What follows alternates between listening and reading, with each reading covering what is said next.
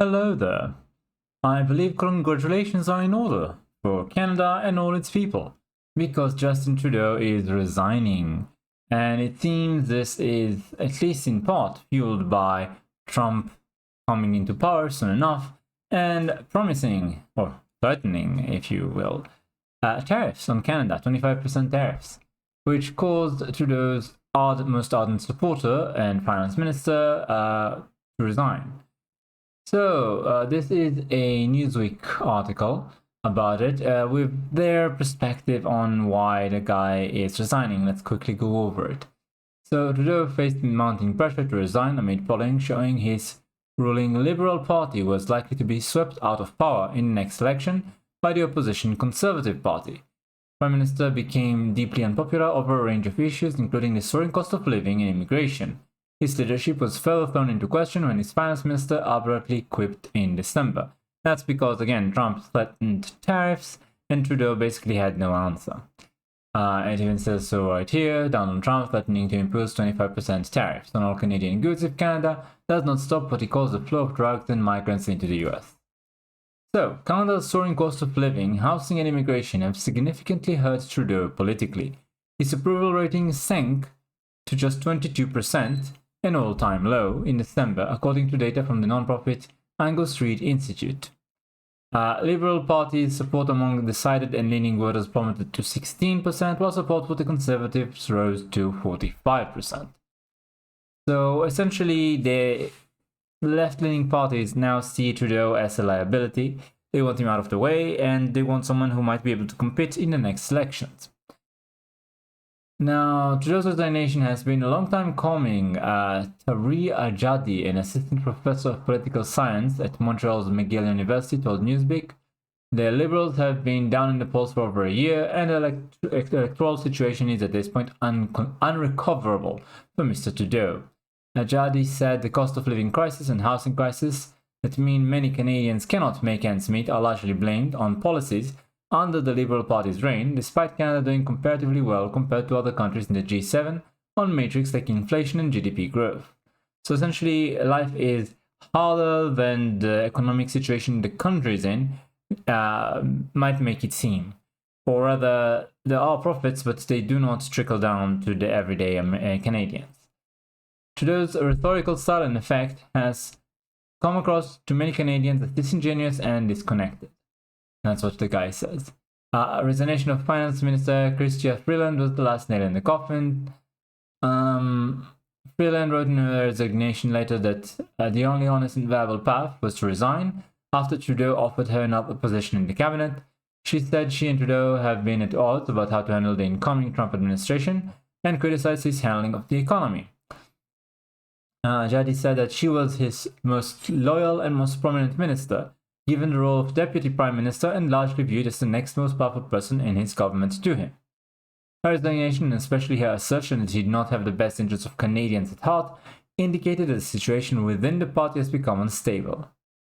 So there was a threat of no confidence, and of course the Conservatives are saying, well, why didn't you get rid of him sooner, because he's that awful.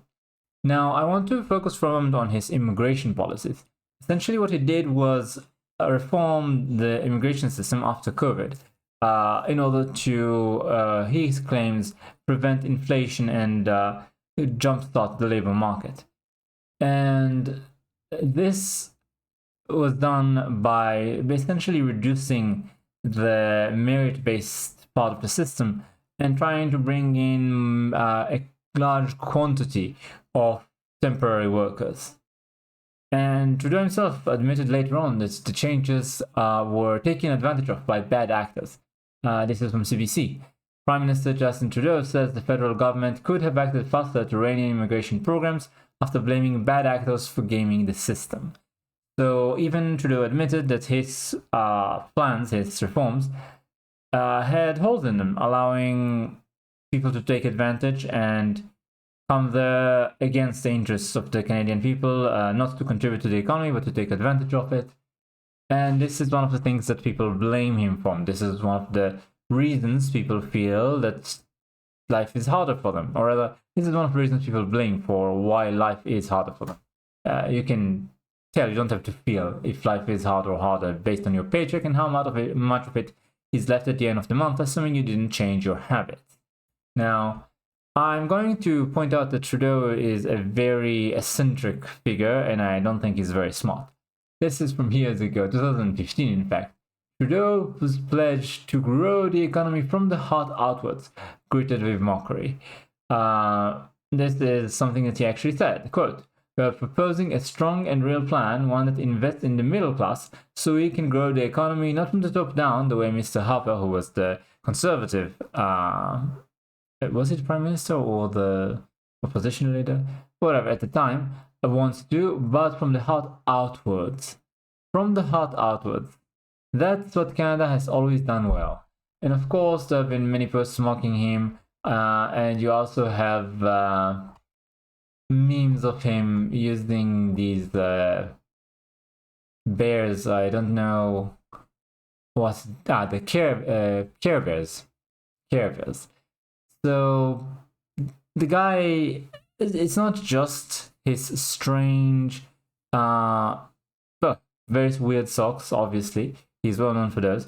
The strange things he says, but also the fact that he can sometimes just not answer questions. I have seen a couple of discussions in the Canadian Parliament where basically the guy and some of his ministers as well are asked tough questions by the opposition, and their response is to come with a canned message, something that they pre-rehearsed, and it doesn't really touch to the heart of the question situation they're in right now. And then they just repeat it no matter what question they are asked, essentially refusing to answer the question without refusing outright. And I think this is a very dirty trick. I think that it's beneath the dignity of an elected official, and it's against the spirit of democracy. And I've seen them do it quite a few times. I remember specifically, there were some sort of brochures that were given to migrants about the laws in Canada and how different they are from the laws back home, especially from third world Islamic countries. And one of the things that were on the brochures is that you are not allowed to hit your wife in Canada. It's not legal, because essentially they had people who did beat their wives, Muslims, and then when taken to court, they said, well, I didn't know it was illegal because it's legal back in my home country. That's what they said.